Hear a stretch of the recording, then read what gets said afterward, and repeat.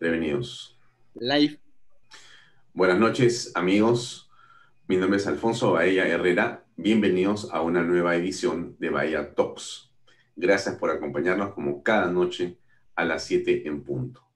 El día de hoy vamos a conversar con dos miembros de la academia, dos maestros, dos pensadores, dos profesores, para abordar el tema de la política desde la academia, es decir, cómo es que la coyuntura política, cómo es que la situación política se puede ver, se puede analizar, cómo se puede reflexionar y qué se puede aprender y qué se puede llevar de la academia a la realidad y cómo nos puede servir los insumos, los instrumentos y las reflexiones que desde la academia se pueden originar para tratar de comprender, pero sobre todo para tratar de resolver los problemas que la política tiene de manera implícita. Pero antes de hablar con nuestros invitados, que son Miguel Ferré y Sandy Cáceres, vamos a comentar brevemente la situación coyuntural en un par de minutos. Como ustedes saben, nosotros siempre comenzamos por mencionar cuál es el estado de la pandemia en el mundo y en el Perú, cuál es la situación en la que se encuentra nuestro país en general con respecto a lo que está pasando en el mundo con el coronavirus. Ustedes pueden apreciar en este mapa de la Universidad de Johns Hopkins, al lado izquierdo, donde aparece el Perú en el lugar número 6, con 558.420 personas contagiadas de COVID-19. Si nosotros le damos una mirada a este cuadro, perdónenme que no lo haya tenido preparado, pero a veces las cosas se mueven un poco. Ahí está. Ustedes tienen este cuadro del worldometers.info, que yo también siempre les estoy mostrando como otra referencia. Ahí vemos al Perú en el 6º lugar claramente, con el número que les he leído, 558.420 infectados y lamentablemente 27.834 fallecidos. Sobre este tema de los fallecidos vamos a comentarlo en un segundo, pero antes solamente para mostrarles el diario El Comercio, el día de hoy, publica un reportaje que nos parece muy importante, sobre todo para que el presidente de la República lo lea. Y bueno, si también lo pueden hacer los ministros, seguramente al momento del Consejo de Ministros podrían decirle al presidente, presidente, ¿usted leyó El Comercio del día jueves? Porque ahí se están produciendo los contagios, no en las casas, presidente, sino en la entrega de bonos. Y quiero explicar por qué. Entrega de bonos genera otra vez confusión y colas. Sin protocolos, la ayuda de 760 soles al segundo grupo de beneficiarios, la mayoría adultos mayores, ocasiona enormes concentraciones afuera del Banco de la Nación. Desorden. Según la entidad bancaria, entre el 60 y el 70% de personas van a sus sedes porque no tienen claro el beneficio que les corresponde. MIDIS y Ministerio de Trabajo insisten en que sí hay campañas informativas, pero la gente prefiere ir al banco para confirmar. Y ahí están las personas por cientos, no en Lima, en todo el Perú. En todo el Perú. Y esto es algo que, por cierto, es sumamente contagioso, sumamente peligroso, sumamente indignante. Este es un video de hoy en la mañana que les quiero poner, dura muy poco, pero vean ustedes. A esta hora, a las 6:43, ya hay la cola de gente que está esperando. Se paró un poquito, ahí está. Las sillas es de pensión 65, por el promedio de edad que estamos viendo ahí en la pantalla, seguramente, ¿no? Y eso también no tiene ningún sentido. ¿Cómo van a hacer esperar así a los mayores? En la plena madrugada de invierno, ¿no? Así es. Y eso que son las 6:43. Esta fila se va a extender todavía aún más, si se puede, durante la jornada del día de hoy. Y siempre nos preguntamos lo mismo, si ya a esta hora hay una gran cantidad de gente esperando ser atendida, ¿se darán abasto los funcionarios del Banco de la Nación que ya han denunciado los mismos usuarios? Hay 20 ventanillas, pero solamente están atendiendo 5. Esa es otra de las explicaciones que tiene que dar el Banco de la Nación. Nos vamos hasta Trujillo, porque... Claro, y toda la mañana, no solamente América Televisión, sino todos los noticieros, ustedes se vieron la carátula del Comercio, han estado dando cuenta de esta circunstancia, es decir, se va a pagar pensión 65, se va a pagar una parte del primer bono familiar, y como no se informa de manera adecuada, la gente se vuelca en mayoría a las oficinas de los bancos, que además han reducido también su atención a algunas horas, pero también a mucho menos oficinas. Entonces, la congestión que ustedes han visto se repite en Puno, en Huancayo, en Piura, en Chiclayo, en Arequipa, por cierto, en la ciudad de Lima, en diferentes distritos, y lo que tenemos es lamentablemente un foco de infección enorme. ¿Por qué le decía que si los ministros nos están viendo, le digan al presidente en el Consejo de Ministros que se olvide del domingo? Porque esta gente que está acá, se está contagiando ahí. Es un foco de infección tremendo, tremendo. Más bien deberían hacer que el domingo abran los bancos de la nación para que puedan atender a las personas. O sea, creo que el presidente tiene que hacer exactamente al revés de lo que está haciendo. Y esto tiene que ver, amigos, con políticas públicas, con decisiones. La política, cuando involucra decisiones mal tomadas, afecta a los ciudadanos. Por eso es que el día de hoy hemos querido hablar de si podemos sentarnos a estudiar, si podemos sentarnos a pensar, si podemos sentarnos a reflexionar sobre lo que la política tiene que ver con la cotidianidad de las personas. Y si cosas como las que hemos visto acá, que son malas decisiones, malas implementaciones, y todo el manejo de la pandemia es un eslabón de errores, si el estudio y la reflexión en la academia sobre estos temas nos puede traer una solución o nos puede traer una luz en esta oscuridad. Esto es muy importante. Entonces, por eso hemos invitado hoy día a Miguel Ferré y a Sandy Cáceres, que están con nosotros ya conectados, para conversar sobre esto. ¿Y por qué? Porque el PAT, que es el programa de alta dirección de la Universidad de Piura, una institución de enorme prestigio en el Perú y en el mundo, el PAT ha lanzado algo que me parece muy importante y muy oportuno, y de eso vamos a conversar el día de hoy. Quiero ponerles el brochure de este programa que se llama Fundamentos Políticos y Éticos. Pero no es una teoría, es al contrario, una reflexión en torno a la praxis. Y por eso es que yo los he invitado a conversar, porque tiene que ver, algunas preguntas que están planteadas acá, ¿cuál es la raíz de la crisis de institucionalidad en el Perú? ¿Por qué se cuestiona la democracia? ¿Qué debemos hacer los líderes de los sectores privados, públicos, para construir unidad y prosperidad en el país, etcétera? ¿Y por qué esto inclusive tiene más actualidad? O sea, ¿por qué parece que el PAT ha tenido una muy buena visión de una situación como esta, ¿no? O sea, ¿por qué es que esto tiene en este momento más relevancia? Porque el día de hoy, en el periódico Gestión, aparece algo que es muy interesante y que tiene que ver directamente con este, no sé si se ha puesto de acuerdo el PAT, vamos a preguntarle a Miguel y a Sandy ahora, pero la carátula del diario Gestión de hoy día nos dice algo muy interesante, no en la carátula, sino en la página número 2.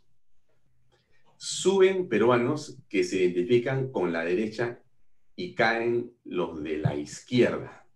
Pero aquí hay una encuesta del Barómetro de las Américas y se refiere básicamente al apoyo a la democracia, se refiere a la tolerancia al cierre del Congreso y se refiere a los temas de la política. Es decir, en este diario, el día de hoy, se habla justamente que se está preguntando, se está encuestando a las poblaciones jóvenes en diversas partes de América Latina, también en el Perú, sobre qué pasa con la política. Y lo que pasa con la política es que hay una enorme desconfianza, una enorme frustración. Y la pregunta es si desde la academia, esa es la pregunta, si desde la academia podemos hacer algo o está todo perdido. O sea, cerramos la puerta, apagamos la luz y nos vamos, o hay esperanza. Esa es la primera pregunta que yo quisiera hacerle a Miguel Ferré, que nos acompaña en esta noche. Miguel, buenas noches, gracias por estar con nosotros. También Sandy, ¿cómo estás? Muy buenas noches, gracias por estar ambos conectados con nosotros. Comienzo con Miguel Ferré. Iba a decir con la tercera edad, pero te iba a decir por qué, Miguel, porque eres una persona que tienes una edad mayor, pero que estás mejor que cuando no había coronavirus, discúlpame que te lo diga. Entonces, la pregunta que te tengo que hacer es, ¿quién te está tratando? ¿Qué estás haciendo? ¿Por qué se te ve tan bien? La pregunta, antes de comenzar con el tema que te he preguntado, por favor. ¿Cómo te sientes de salud? La salud, a ver, este es un tema... Bueno, antes que nada, Alfonso, buenas noches. Muchas gracias por invitarnos, a Sandy y a mí. Y buenas noches y saludos a todos los que nos pueden estar escuchando. Evidentemente estamos en una situación dramática y en mi caso particular, que me has hecho una pregunta, yo te diría que gracias a Dios estoy bien de salud, porque Dios me mantiene de salud, porque se ve que todavía puedo hacer algo en este planeta. O sea, si no, ya estaría al otro lado, ¿no? En fin. Bueno, esto era, no sé si es la contestación, aparte de cuidarme y todas estas cosas, ¿no? Perfecto. Bien. Yo quería poner un cierto marco, ¿no? De lo... ¿Por qué? Como saben ustedes, la Universidad de Piura tiene, diríamos, una escuela de dirección, y siempre hemos enfatizado que es una escuela de dirección, no de negocios, ¿eh? No es una business school, sino una escuela, más bien una school of management, en donde, diríamos, procuramos dar formación a directivos de empresas, pero no solamente de empresas de negocios, sino de instituciones. Ese tema, digamos, ese es el PAD, así se llama, y se llama PAD porque empezó con un programa de alta dirección, pero después se ha ido ampliando y hemos mantenido el logo de PAD, aunque son programas de alta dirección. Por tanto, hay muchos programas, maestrías, de todo. Y siempre, la idea siempre para nosotros, yo estoy, gracias a Dios, desde el inicio, digamos, siempre hemos hecho temas nuevos en la medida en que nos parecía que era necesario, que había una necesidad en el mercado, diríamos, y así han ido apareciendo nuevos programas, etcétera. Oye, mira, pero hace falta para emprendedores, un programa para emprendedores, hace falta para diferentes cosas. Y en los últimos años, precisamente a partir del año 2015, nos planteamos la necesidad de decir, oye, deberíamos de aportar. Hay muchas soluciones que desde el sector privado, diríamos, y que es la mayoría de actividades nuestras hasta esa época, pues resulta que hay una serie de cosas que funcionan, desde planeamiento estratégico, por ejemplo, y uno compara y dice, oye, ¿cómo es el planeamiento estratégico en una empresa versus cómo es el planeamiento estratégico de una región? Pucha, deja mucho que desear. ¿Cómo es un manejo presupuestal en una empresa versus en el Estado? En fin, hay una serie de cosas que decíamos, oye, pero se puede esto plantear y aportar cosas desde el sector privado al sector público. Pero además, lo que pasa es que decíamos, se nos ocurrió, de que había en el país ya un montón de problemas que eran graves, transversales a un sector, a una empresa, que implicaban a toda la sociedad, que implicaban y afectaban pues, desde a los políticos, a las empresas, a la administración pública, a los ciudadanos en general. Y entonces todo eso veíamos que decir, ¿y nosotros qué podemos hacer para temas de seguridad, de salud, etcétera? Y decimos, bueno, vamos a hacer algún tipo de estudios específicos que podamos dar en su momento pues, al nuevo gobierno. Estamos pensando Eso era el año 2015 y el 2016 pues venían las nuevas elecciones, etc. Eso lo empezamos así y montamos una institución que, dentro del PAD que se llamaba CART. El CART es unas siglas en inglés que quiere decir un Centro de Investigación Aplicada para el Desarrollo. Y dentro de este tema, o sea, que estuvimos, como digo, trabajando, convocamos empresarios que nos apoyaron también en esa iniciativa e incluso empezamos también, ya habíamos empezado un año antes, digamos, un programa que le llamamos de realidad nacional, porque nos dábamos cuenta, por lo menos nosotros, no quiero hablar de otras instituciones, que a la hora de tocar temas, diríamos, pues, de entorno, pero había muchos temas que escapaban pues, al sector determinado y que era muy necesario aplicar metodologías como por ejemplo los métodos de solución de problemas, etcétera, a ese tipo de problemática. Y montamos un programa que se llama Realidad Nacional, donde se tocan diferentes temas que además van variando cada año. Que resulta que este es un año en que aparece el tema del lavallato, pues aparece el tema del lavallato. Oye, el tema de la corrupción, el tema de la corrupción. Ahora está corriendo sobre este tema 2 programas y las novedades que estamos trabajando es el COVID, como es natural, es un tema de absoluta realidad nacional. Y dentro de esto, también entonces ha ido apareciendo en los últimos meses, ya lo teníamos, era esa preocupación de muchos empresarios y bueno, han pasado miles de empresarios, funcionarios de empresas por los programas y sentimos la preocupación y la inquietud de decir, me meto en política. No es que la política es asquerosa, sí, pero es que si yo no me meto, se va a meter alguien que realmente pues no la va a hacer, ¿no? Entonces, ¿de qué me sirve tener una forma muy buena de mi empresa si el entorno, sobre todo que afecta lo político al tema empresarial, pues resulta que perjudica todas esas buenas cosas que estoy queriendo hacer? Total. Y entonces hemos dicho, y recuerdo, seguramente recordarán los que nos escuchan, que el año 90 pasó algo parecido. Es decir, en la primera época de Alan García, que fue, como todos sabemos, el gobierno desastroso, y estaba ya el terrorismo, etcétera, pues muchos empresarios se planteaban el decir, oye, me meto en política, e incluso pues, se montó un grupo de empresarios que montaron una especie de cosa que se llamaba el Foco, y postularon a senadores y, en fin, y había, bueno, se gastaron un buen dinero, bastantes, y por supuesto no salieron, porque es decir, además no era, se notaba que no era lo suyo, pero como que estaban desesperados con muy buena voluntad para ver de qué manera podrían contribuir a solucionar de alguna forma el caos político del momento. Bueno, esto no quisiera comparar situaciones, pero es evidente que hoy día está pasando algo también, yo siento, he hablado con bastantes personas con los cuales dicen, me meto, no me meto, pero eso no sé si es lo mío, no entiendo mucho qué es eso de la política, lo público, el bien común. Bueno, todos estos temas son los que realmente decimos, eso amerita, hay una necesidad clara.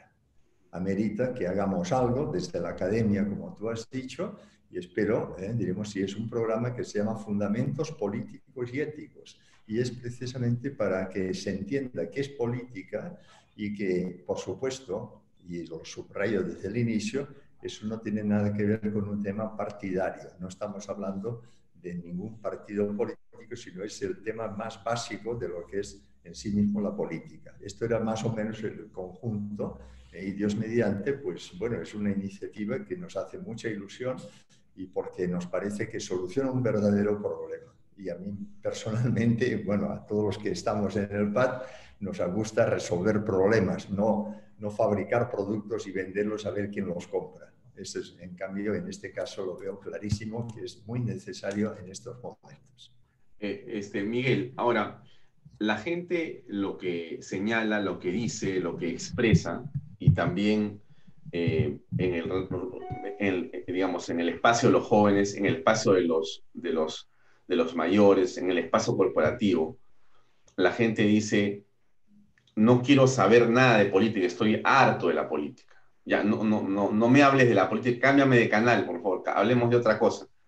Pero la conversación siempre regresa a la política, y la política termina siendo un tema central, es decir, rechazamos la politiquería o la política vista a través de, digamos, el ente mediático, pero discutimos todo el tiempo en nuestras casas, en nuestras empresas, de lineamientos políticos, de políticas públicas y de desarrollo. O sea, está presente en la mente de las personas lo que tiene que ser la conversación, como tú has dicho, de lo básico o de lo principista. O sea, la política aristotélica, la platónica, ¿no es cierto? Es decir, la polis, los temas que le importan al público, a la sociedad, que impactan en ellos, la educación, la salud, la seguridad, la ética. Entonces, eh, ustedes plantean esto en esta coyuntura, donde la gente está pues desesperanzada, porque lo que tenemos de crisis pandémica y económica y política, lo único que hace es que mucha gente realmente está hastiada de todo y tiene muy poca fe y credibilidad en lo que está pasando. Entonces, desde la academia, donde están ustedes, Sandy y Miguel, ¿qué se puede aportar, Miguel? O sea, ¿por qué una persona debería sentarse a conversar con ustedes durante una semana sobre estos temas? O sea, ¿qué voy a obtener como un beneficio? ¿Y por qué mejor no apago también al pad? Porque no quiero escuchar más de política, estoy harto de la política. ¿Qué es lo que debemos hacer? ¿O es al revés? A ver, esto es como lo del avestruz, ¿no? Es decir, que se ve un problema y mete la cabeza, según dice, yo nunca lo he visto, pero parece que es así. Cuando se ve acorralada, mete la cabeza para no ver el problema. Lo que está claro es que es un problema, pero el problema de fondo está en que yo pienso que no se entiende bien qué es la política y solamente se ven personajes y personajillos y a cada rato se ve la corrupción y, en fin, y gente de poco nivel pues que están participando. En cambio, cuando uno puede estar cerca, por ejemplo, qué sé yo, de un gobernador regional que realmente sea una persona sensata y que se preocupe de su gente, te das cuenta que puede hacer montones de cosas. O sea, el impacto en una sociedad de algunas de estas personas son realmente fantásticas. Pero hay otros temas y uno dice, es que yo no me voy a dedicar a, no sé, a postular a gobernador, porque además seguro que si empiezo mañana y me empiezo a postular, pues seguramente me van a sacar de que hace 20 años pues no sé qué pasó y me lo sacan o sea, es decir, está claro que el que se mete lo van a destrozar, digo, eso parece que es algo, en fin, y por tanto es natural. Hay gente que dice, oye, no, yo le he preguntado a mi familia y mi familia me ha dicho que de ninguna manera, porque, en fin, te van a destrozar. Y no porque sea mala gente, sino porque hoy día se calumnia, en fin, todo eso que ya lo sabemos. Pero hay otros temas, ¿no? Por ejemplo, el tema gremial. ¿Qué pasa con los gremios? Es otro gran capítulo que habría que... Y ese es un tema que afecta al bien común. Yo creo que la palabra clave se llama bien común, que hay que entenderlo y trabajarlo.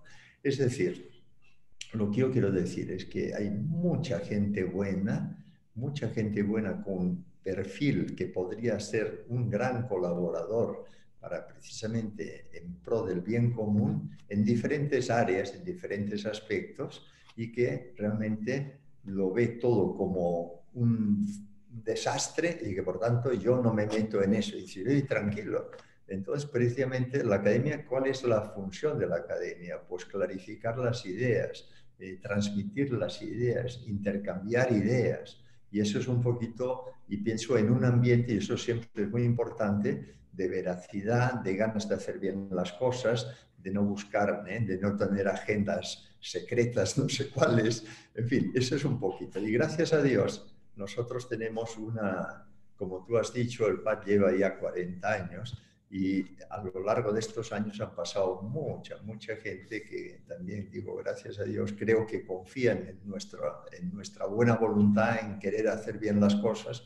No digo que no nos equivocamos, porque eso es humano, pero sí que por lo menos tenemos siempre las ganas de hacer las cosas correctamente. Eso era un poquito el porqué, Sí, ¿no? Y eso que Sandy Ya le Si me toca. permites, Alfonso, ¿cómo Sandy, estás? ¿cómo estás? Buenas Mucho gusto. noches. Buenas noches, ¿cómo te va? Mira, A ver, yo Sandy, pensaría, descúbrenos la palabra clave acá, porque la política en la boca de muchos y en el pensamiento de una mayoría grande de personas es una mala palabra, sobre todo porque está asociada a corrupción, a errores, está asociada a desesperanza, está asociada a toma de decisiones donde la gente no tiene nada que hacer. Uno mira la política al frente, donde están los políticos, y uno dice, no puedo hacer nada desde la sociedad civil, digamos. ¿Hay otra manera de mirar la política? sí, por supuesto. Bueno, primero hay que entender bien eh, el término política, ¿no? O sea, política es la preocupación, ¿no? Y el gobierno, obviamente, de la cosa pública. Y la cosa pública no tiene una relación, digamos, estrecha solamente con lo que es lo que ahorita entendemos como gobierno en todos sus niveles, ¿no? El gobierno central, no tiene necesariamente una relación, sino la cosa pública son cosas muy concretas como preocuparse, como que un padre se preocupe por la formación de sus hijos. Es decir, ¿dónde se va a formar mi hijo? En un colegio. Eso es la cosa pública. Me interesa cuál va a ser la formación que van a recibir los chicos, los jóvenes. Cosa pública también es lo que estamos sufriendo ahora con la pandemia. ¿Cómo está el sistema de salud? Eso es cosa pública. Entonces, entender la política es comenzar a profundizar en algo sumamente importante para la naturaleza humana, que es el bien común.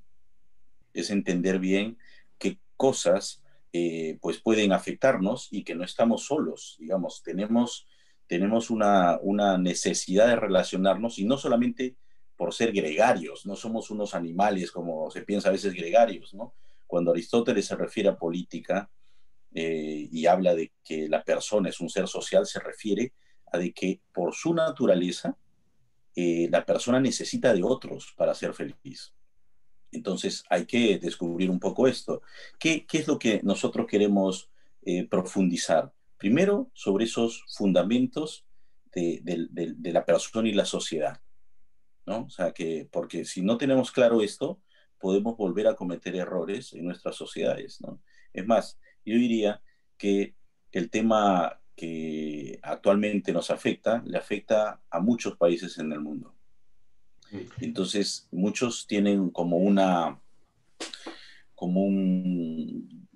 digamos, una desesperanza, un desapego, digamos, no quiero hablar de política porque está mal entendida, pero sí les preocupa la cosa pública, ¿no? La salud, la Ahora, educación, el trabajo.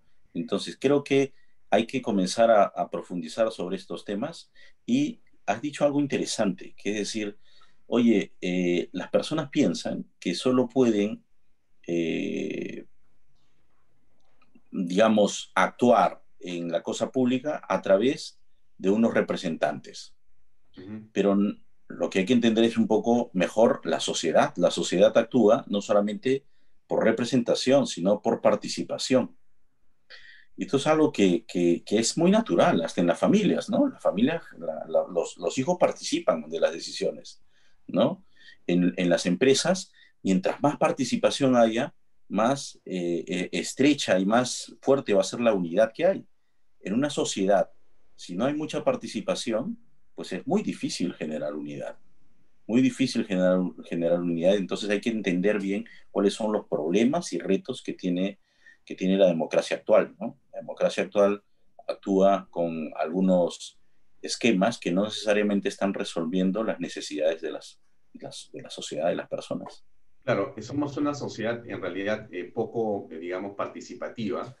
En realidad los peruanos, aunque esto ha ido avanzando en el país, también es cierto, pero en realidad la gente cree que la única manera de participar en política es a través de partidos políticos. Y estos lamentablemente se han desprestigiado, siendo que son indispensables e importantes, pero entonces lo que estamos planteando acá para que el público que nos ve lo pueda también comprender es que la participación no es solamente para esa política pública, o en todo caso lo que nos importa a los ciudadanos, que estamos alejados de la política, es comprender los procesos para poder precisamente comenzar a participar de otra manera desde la sociedad civil. La pregunta entonces debería ser, ¿qué necesitamos para comenzar a hacer ese activismo hacer esa, digamos, revisión de ideas y conceptos, esa conversación y esa visión de la cuestión política de otra manera? ¿Qué tenemos que hacer los ciudadanos y cómo podemos formarnos? Y ahí entonces la academia, ¿cómo puede cumplir un papel importante? Yo diría, mira, lo primero es entender los fundamentos. Por eso este programa se llama Fundamentos, y principalmente son los fundamentos de cómo actúan las personas y las organizaciones. Como si uno entiende bien los fundamentos, podemos construir una sociedad más estable, más sostenible y más unida. Entonces, una de las preguntas importantes es, esta crisis que se tiene, digamos, de gobernabilidad, principalmente es una crisis de instituciones, de institucionalidad. Entonces, lo que hay que entender es cuáles son los fundamentos, las claves para generar institucionalidad en la sociedad. Si eso no se entiende, ¿qué es institucionalidad? Pues se puede entender institucionalidad como algo formal. ¿Sabes? Para que una sociedad sea institucional debe haber pues normas, leyes claras. No, no es suficiente, porque estás confundiendo. Eso no es institucionalidad. Eso hasta puede ser una manera de ver la sociedad como un mecanismo, ¿no? Es decir, yo pongo y fijo unas normas y la gente actúa, pero así no es la sociedad. Y a veces se cae mucho en este tipo de conceptos porque se piensa que se aplican modelos y la realidad pues se moldea ese modelo, ¿no? O sea, se hace al modelo. A veces pasa pues que con los modelos económicos, ¿no? Y bueno, ya se pondrán de acuerdo, ¿no? La mano invisible resolverá todo. Quizás es una manera muy mecánica de ver la sociedad y no es institucionalismo, digamos, ¿no? No es institucionalidad. Otra manera de ver la sociedad es como un organismo. Y es mucho mejor que la primera, sí, la ves como individuos que se relacionan, que aprenden, es decir, ya no es un mecanismo, ya no simplemente es órdenes y formalismos, sino la gente aprende, pero solo resuelves necesidades puntuales y actuales y de individuos, porque estás pensando en que son individuos los que se están comportando ahí y necesitan resolver sus propias necesidades y por eso se habla de derechos y a veces más que deberes, ¿no? Todavía no es suficiente para construir institucionalidad. La institucionalidad tiene que ver con resolver necesidades actuales, pero sin poner en riesgo las necesidades futuras. Y esto es a través de desarrollar un tramado social en el cual cada uno de nosotros piense cada vez que actuamos en el impacto que van a tener nuestras decisiones en los demás. No solamente pensar en que, oye, esto me resuelve una necesidad a mí, sino esto que hago, ¿cómo va a impactar en los demás? ¿No? Y pongo cualquier cosa. Oye, esta aprobación de una IA, ¿cómo impacta en todos los actores? Esta ley, que puede estar muy bien diseñada, puede tener toda la buena voluntad, ¿cómo impacta en alguien que no ha sido preguntado, consultado, ¿no? Entonces, estos síntomas que estoy diciendo y que puede parecer que son muy reales, y lo son en nuestro país, lo que responden a decir que el problema es que es una falta de institucionalidad, ¿no? Entonces, lo primero que tenemos que hacer nosotros, preocupándonos por la cosa pública, es en nuestras familias y en nuestras empresas, ver qué tanta institucionalidad hay. Porque si no, no podemos pensar dar un salto tan largo a hablar no sé, pues del Poder Judicial, del Congreso, no. Por eso es que nosotros, como dice Miguel, no estamos y no vamos a profundizar en un tema partidario, porque eso lo hará pues quien tenga el interés, ¿no?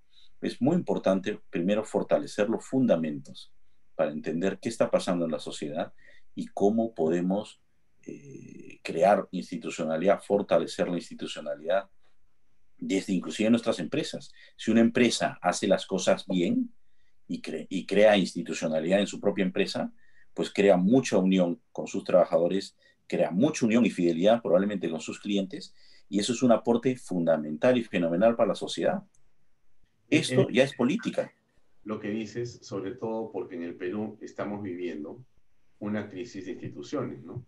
El golpe de Estado del 30 de septiembre arroja sombras sobre justamente las instituciones republicanas y sobre el populismo, que es parte de la malla curricular, que es parte del programa que ustedes tienen, ¿no?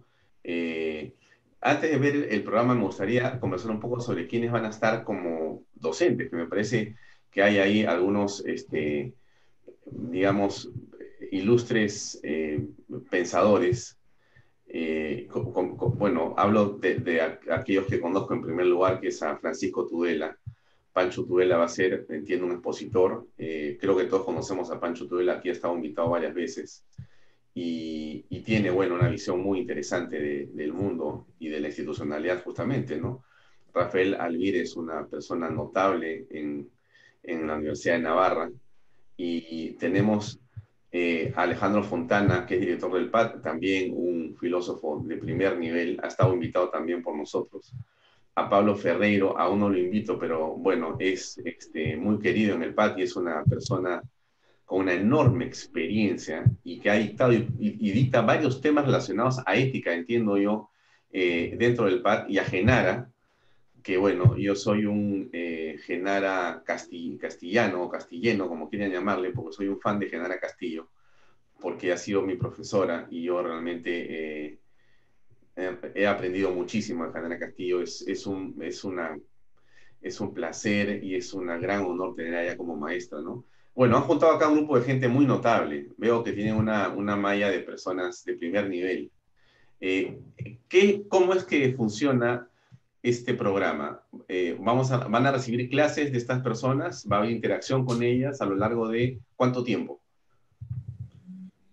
Sí, mira, Alfonso, son 16 días, que se van a turnar entre tardes y a veces mañanas, porque sí, efectivamente son clases en directo y son más que clases, son conversatorios. Cuando le toque a Rafael Alvira, que está en España, pues Rafael lo hará en las tardes, noches de Madrid, y acá serán más o menos las mañanas, ¿no? Ese es, digamos, un poco el horario, pero no solamente son conversatorios, sino hay casos prácticos para exponernos a resolver dilemas éticos y también cosas prácticas del manejo de la cosa pública. También vamos a tener este tipo de casos para poner en práctica esto que estamos llamando fundamentos y reforzar, ¿no? También va a haber un panel con empresarios para precisar más o menos las cosas prácticas, ¿no? Los empresarios pues están expuestos también a distintos dilemas y circunstancias según sus sectores que no les hacen nada bien, digamos, estar expuestos de esta manera. Entonces tenemos que juntos, entre distintos actores, tratar de generar propuestas para ayudar a que el ambiente sea más positivo, en que no haya sectores en donde haya tranzas, en donde haya, pues, algunos problemas, digamos, que no son recomendables para generar institucionalidad en la sociedad, en el país, y que las empresas, que son las que generan valor, necesitan resolver, ¿no? Entonces también vamos a tener esto y vamos a tener probablemente no solamente empresarios peruanos, sino empresarios de otras latitudes para conversar sobre estos temas, ¿no? Aquí veo también algo sí. que me gustaría que comentaras, porque me parece interesante. ¿A qué han querido abarcar con el contenido del programa? Si lo puedes comentar un poco desde la izquierda hacia la derecha, Sandy. Y Veo ahí bueno, que mira, crisis de gobernabilidad, cómo alejarnos del populismo. Para sí, comenzar. creo que es muy importante definir cómo creamos y construimos institucionalidad, porque cuando no hay digamos, una sociedad que tiene claro hacia dónde va, pues es muy fácil que generen, pues, oportunidades para el populismo y para el nacionalismo también, ¿no? De esto sabe mucho Rafael Alvira y no solamente por un tema de académico de investigación, sino de praxis, ¿no? Es algo que también se está viviendo en América, sino en Europa. Se están viviendo mucho populismo. Es una respuesta, ¿no? A un síntoma que está pasando en la sociedad, es instante, ¿no? O sea, tener las claves de por qué surge el populismo, por qué surge el nacionalismo y qué se necesita precisar, dónde se necesita ajustar en la sociedad, ¿no? Después está el tema de democracia, que es importante entender, porque ya hay algunas, digamos, algunas voces de crítica muy fuerte a la democracia, ¿no? Y lo que hay que entender es que la democracia es una manera más de organizarse. Pero quizás dentro de la democracia lo que uno tiene que entender es cómo, cómo nos organizamos dentro de la sociedad para participar más. Y esto es fundamental, es decir, salir de un modelo de representación, ¿no? A un modelo más participativo. Entonces, para eso hay que generar estructuras de participación. Y a veces pueden estar ya las estructuras de participación, que son las normas que facilitan que las personas participen, pero no se usan. Por ejemplo, en el Perú, cuando se hacen planeamientos en las regiones, en las localidades, se piensa que los planeamientos participativos, es más, dice participativos, pero ¿cuánta gente de nosotros ha participado en el, por ejemplo, yo vivo en Surco, yo no he participado en el planeamiento de Surco, ¿no? Es más, ¿cuánta gente participa en la administración de sus condominios? No, mira, eso no me interesa, no quiero participar ni siquiera ahí porque lo hará el jubilado, digamos, ¿no? Que tiene más tiempo, pero yo, pues ya me lo resolverán. Y eso es otro error, o sea, hasta en esas mínimas cosas no participamos. Entonces hay que saber cuáles son las claves para generar este tema de participación y por qué es tan importante. Porque si no, vamos esperando que otros decidan por el futuro de uno. Es como que un hijo, ¿no? Le diga a su papá qué colegio va a estudiar, cómo va a estudiar, y cuando salga del colegio también qué universidad va a estudiar. Y no, oye, eso no es participación, ¿no? Eso simplemente alguien te está diciendo que tienes que hacer con toda la buena voluntad que un padre tiene para sus hijos, pero gracias a Dios la naturaleza te dice que necesitas ejercer tu libertad y formarla, obviamente, ¿no? Porque no solamente ejercer la libertad, sino hay que formarla para que elijas bien, ¿no? No sé si te estoy respondiendo. Sí, Después, claro. sí, el otro tema que viene, me parece, es que como lo ha sacado, no lo tenía ahí, lo voy a... No, te lo pongo, te lo pongo, te lo pongo, te lo pongo. Acá Sí, está. sí, lo Es voy a ver acá. el Sí, famoso el capital no, social. no siempre entendido capital social, ¿no? La gente Sí, dice, mira, ¿pero eso qué esto es gracioso significa? porque una vez di una charla a unos jóvenes y uno de ellos me dijo, oye, el capital social, ¿no? El capital social, y una de ellas me dijo, oye, el capital social es lo que metemos cuando vamos a constituir una empresa. Y me reí, Totalmente, ¿no? claro. Porque dije, oye, sí, pues cuando yo estudié eso era el capital social. Pero este es un concepto, el social Es capital, más, que Andy, es, si tú buscas capital social en Google, la primera acepción tiene que ver con lo que tú has señalado, que es el tema económico. sí, Y tienes que hacer unas búsquedas adicionales para que llegues a lo que quieres conversar tú ahora, que es qué tiene que ver eso con el desarrollo institucional y con la política, que es justamente la aplicación sí, más interesante del concepto de capital social a la sociedad hoy día, ¿no? Pero bueno, explícale un poquito sí, de qué se trata. sí, sí. Social capital, capital social, efectivamente es como, lo pondría así práctico, ¿no? En el Perú, lo que ha fallado, y nos lo ha probado la pandemia esta, es el capital social. Es decir, el Perú tenía capital económico, no sé cuánto de reserva internacional, no sé cuánto de inclusive reserva privada, que eran las AFPs, que ahora se pueden más o menos estar en cuestión de cuánto va a quedar de esto.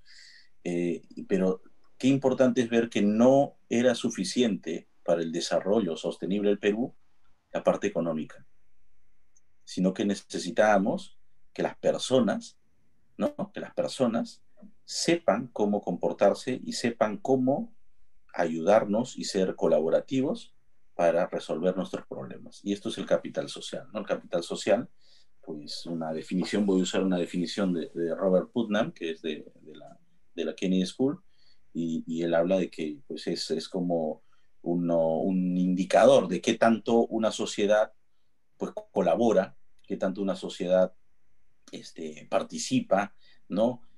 Coordina, coopera para resolver los problemas que tiene. Y esto es lo que no ha pasado necesariamente en Perú. Y no pasa en lo chico, que es decir, ¿cómo se generan las normas, las políticas en el Perú? Hay que ponernos a preguntar, ¿no? Quizás esto es, oye, uno contacta a alguien y no sé, oye, no es la manera probablemente de resolver un problema que es de cosa pública, ¿no? Que nos interesa a todos. Y la otra cosa es cómo resolvemos un problema inédito y tan complicado como la pandemia. Necesitamos la acción y coordinación de todos, de todos. Entonces, eso, el que nos esté pasando lo que está pasando, me parece, pienso, es un síntoma del pobre capital social que tenemos. Ahora, ¿No? hay una parte que es interesante, Sandy, que se refiere al liderazgo, ¿no?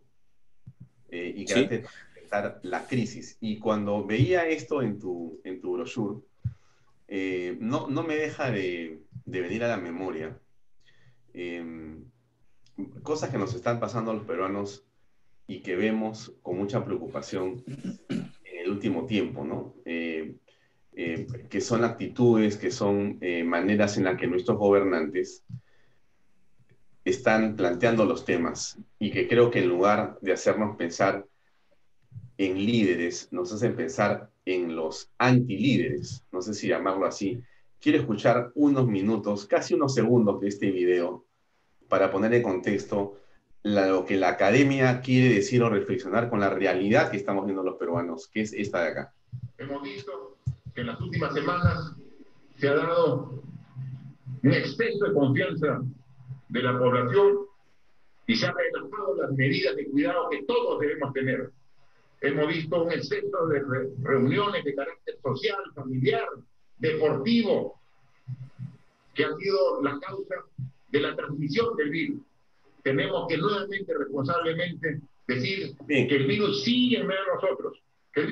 no vamos a escuchar más al presidente por hoy, pero el tema es este con el liderazgo y me parece central que ustedes lo puedan estudiar sin apasionamiento. A veces uno se apasiona acá porque lamentablemente somos seres humanos o afortunadamente somos seres humanos y uno se indigna y se molesta porque siente la indignación de la gente en las redes sociales y en las calles. Entonces uno lamentablemente, como no está hecho de acero, expresa la indignación de las personas. Este pensamiento del presidente, desde mi punto de vista, yo no soy un líder ni he estudiado el tema del liderazgo, pero lo percibo, es una posición que no corresponde a un líder, por una razón muy sencilla, ¿no? Eso de echarle la culpa a los demás, eso de decir la culpa es de todos ustedes, quizá lo podríamos entender en algún momento de esta pandemia, quizá, pero no todo el tiempo. Porque aquí lo que ha hecho el presidente de la República durante toda la pandemia es buscar culpables, no buscar soluciones. O fueron las personas que salieron al mercado, o fueron las farmacias, o fueron las clínicas, o fueron los bancos, o fueron los doctores del pesimismo, o fueron las familias ahora, o fueron las empresas privadas, o fueron los irresponsables que hacían fiestas, o la gente que no sabía quedarse en su casa para comprar por una semana. Todos ellos han sido los culpables. Y entonces, cuando yo he mostrado las imágenes del día de hoy, Sandy, las imágenes de estas colas interminables que se han producido en las afueras del Banco de la Nación que hemos mostrado al principio del programa, estas colas que están acá. A esta hora, a las 6:43, de gente. Y Cuando yo he mostrado estas colas hace un rato en el programa, lo que tú estás viendo acá es una actitud del Banco de la Nación con respecto a las personas que tienen que atender. ¿Qué quiere decir desde mi punto de vista esto, Sandy? Que si el líder no da el ejemplo, que si la cabeza no se comporta correctamente, que si quien está al mando de una institución no se encarga de transmitir a todos con el ejemplo de liderazgo una posición que tiene que ser de atención, de solidaridad, de respeto, no de señalamiento a los culpables, entonces no se produciría esto. Porque aquí simplemente a quienes tienen que recibir el beneficio, que son los ciudadanos comunes y corrientes, les han dicho, hagan su cola, no molesten. Fíjate, 20 ventanillas en comas, 5 atienden. 20 ventanillas, 5 atienden. En plena pandemia. O sea, sí, pues esto nos revela, Sandy. Nos tiene que revelar, nos tiene que molestar. Entonces, cuando uno dice, caramba, qué líderes los que tenemos, ¿no? Entonces, ¿cómo hacemos que la academia nos devuelva la fe en que el liderazgo hay que estudiarlo, pero hay que practicarlo, porque no se estudia, pues, ¿no? Las virtudes, como sabemos todos, no se estudian en un libro, se practican. Entonces, ¿cómo pasamos a la praxis de esto? Sandy, tu brochure dice, el brochure del programa que ustedes están promoviendo, regreso al brochure, para regresar a la academia, que es muy interesante el contraste, liderazgo y carácter para enfrentar la crisis. Bueno, ve, ¿qué lecciones sacamos del presidente echando la culpa a todos los demás?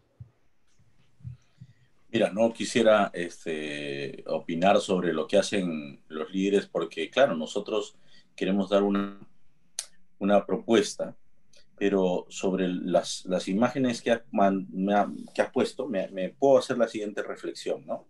Yo diría que el liderazgo hay que entenderlo no como un cargo, no una posición.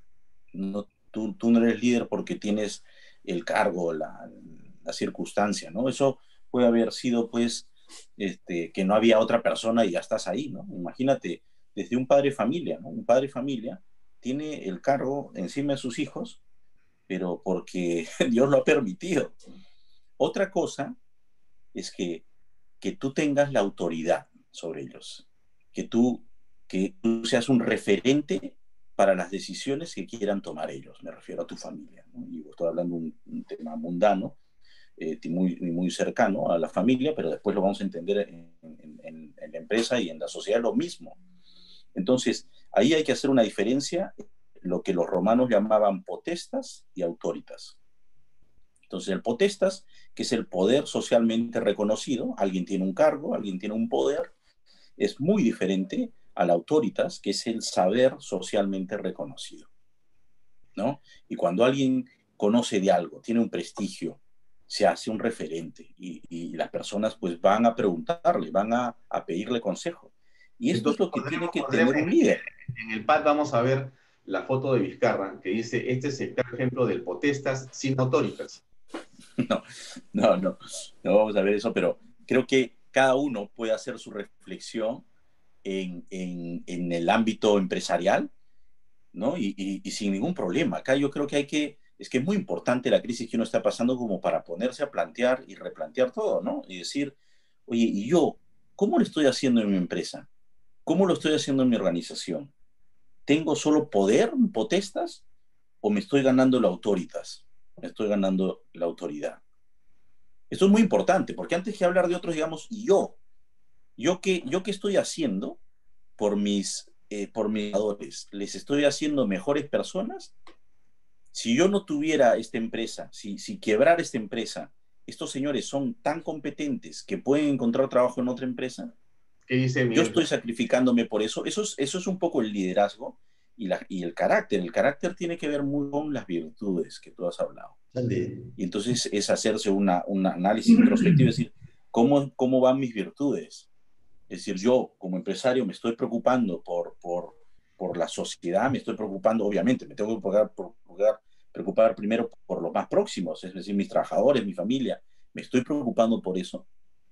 Soy honesto en eso, ¿no? Soy solidario. Y después, oye, la sociedad, estoy ayudando a la gente. Obviamente, se ha visto mucha ayuda. Yo he visto mucha ayuda del sector privado, ¿no? Pero no está de más siempre hacer esa reflexión para fortalecer nuestra posición.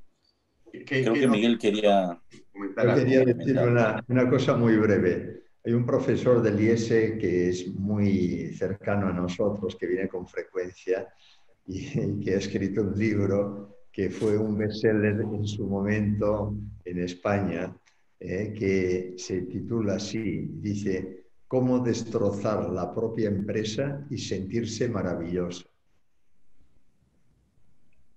Ya, muy interesante. Ese libro vamos a parafrasearlo, ¿cómo destruir un país y sentirte con la popularidad al máximo, ¿no? 60% tiene el presidente después de ser responsable de 55.000 muertes, de 800.000 contagios, de un país quebrado. Ese libro que vamos a poner, vamos a mostrar ese libro, Miguel, para que la gente lo pueda seguramente sugerir y cambiarle un nombre y hacer un libro al presidente Vizcarra, por lo que está pasando. Sí, pero eso pasa en las empresas igualito, por si acaso. No, o sea, no, pero hemos visto, conocemos ejemplos, claro. Él ha escrito, este profesor, perdón, ha escrito el libro precisamente pensando en las empresas. Ahora, que se puede aplicar a otras organizaciones o a otras situaciones es correcto, pero lo que quiero decir es que pasa también mucho en las empresas, que al final, y plantea cosas recontra interesantes. Yo creo que lo vamos a dar a todos los participantes al programa porque creo que es muy sugerente. Ya, y la idea del programa, quiero colocar este compartido acá, que tiene que ver con el calendario. Esto comienza el lunes 31 de este mes. ¿Es correcto? Sí. Es lo que veo yo acá. Sí, sí. Empieza, ¿no?, ya pronto, sí. ¿No? Y dura, me ha hecho 16 sesiones, ¿no? Sí, son 16 días. En cada día tenemos dos sesiones, porque claro, no es fácil hacerlo online, porque cuando uno está pues metido en el tema online, pues no vas a estar todo el día. Esto es inhumano, ¿no? Pero creo que dos horas y media de conversación y de práctica en casos, ¿no?, utilizando el método del caso, sí son divertidos, emociona mucho, y creo que es suficiente para un día. Y son 16 días, está partido en 16 días. Los lunes son en la tarde y los miércoles son en la mañana. Va a ser muy, muy interesante. Mira, yo creo, Sandy, que cosas como las que ustedes están planteando son muy importantes en un nivel gerencial y también en un nivel más millennial, ¿no? Quizá en algún momento se animen ustedes a plantear estos temas, digamos, para personas que están no necesariamente en la universidad, sino ya saliendo de la universidad, ya egresados de la universidad, para poder también, que son las primeras, o sea, son los que se están formando en la parte pública también, ¿no? La parte corporativa son los juniors que están en las empresas tomando la posta de alguna manera o comenzaron a tener prácticas en puestos que van a ser seguramente inicialmente de asistentes o de analistas o de personas, digamos, de un tercer nivel, pero que van a ir escalando en la pública y en la privada, en los sectores, ¿no? Y a ellos hay que hablarles mucho porque estos liderazgos son hoy día indispensables en el país, ¿no? Nos faltan calidades de personas, es increíble, no es un problema. Mira, no, para ir cerrando, ¿no? Quedan 3 minutos, pero la impresión que nosotros tenemos acá, ustedes lo estudian todo el tiempo, porque sea lo que el PAT hace es estudiar a las personas o reflexionar sobre el valor de las personas, pero no es un problema de dinero, ni siquiera es un problema del sistema, y yo creo que no es un problema ni siquiera del Estado, es un problema de las personas dentro de estas organizaciones. O sea, eso es todo el rollo acá. Pero es que si uno se pone a ver lo que ha pasado en esta pandemia, es increíble los errores cometidos por las personas. Tú no puedes escudarte en que el Estado tiene años de problemas, que esto ha sido así. No. Eso cuéntaselo a una persona que no sepa.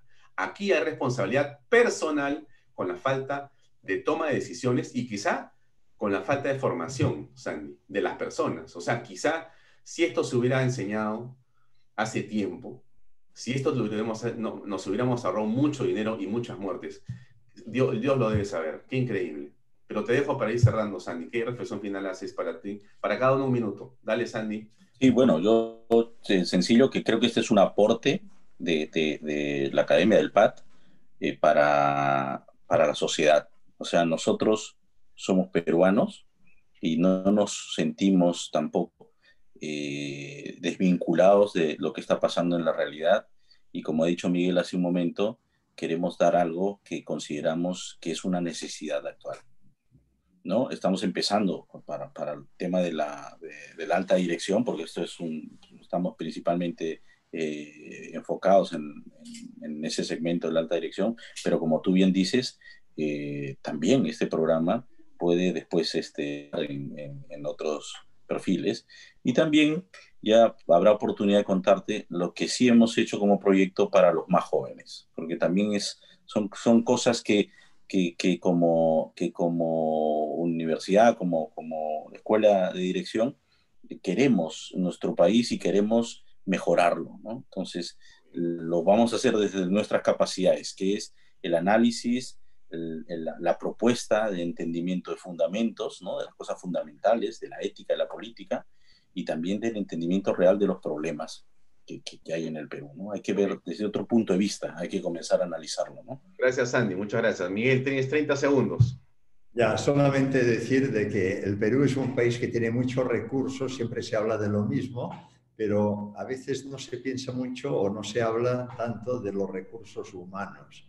Es decir, tenemos la oportunidad precisamente a través de estos programas que está diciendo Sandy y otros, de tener contacto con gente de comunidades campesinas y de la selva, y realmente hay gente extraordinaria que nadie ni se lo puede imaginar.